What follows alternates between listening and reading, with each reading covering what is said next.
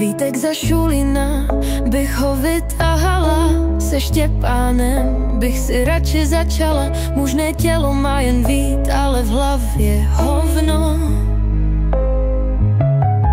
Štěpán ten mi říká, ty moje královno. Sice nemusí modré oči, ale v těch jeho se topím. Pokud je nemá červené, konopím. Štěpa je nedostupný, odpoví mi až ráno.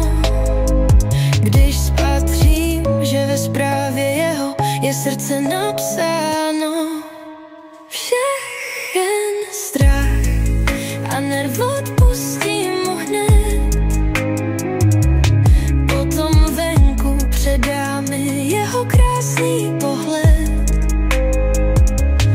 Moc mi chví každý dotek nevinný. Neviděla jsem ho už hodiny.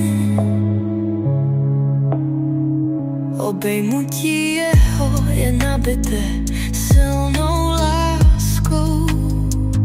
Jen doufám, ať se tak neobjímá s každou kráskou.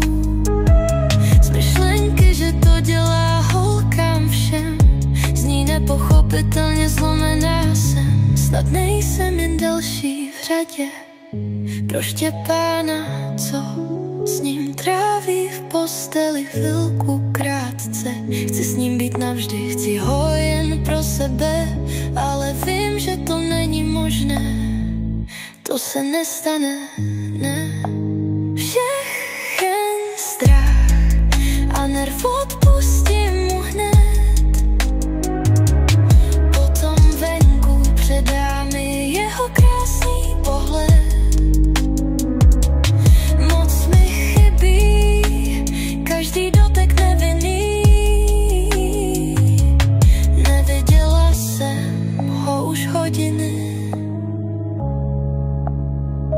Zlomená jsem z myšlenky, že nejsem jediná. Že nejsem ta, co mu v srdci zůstane navždycky.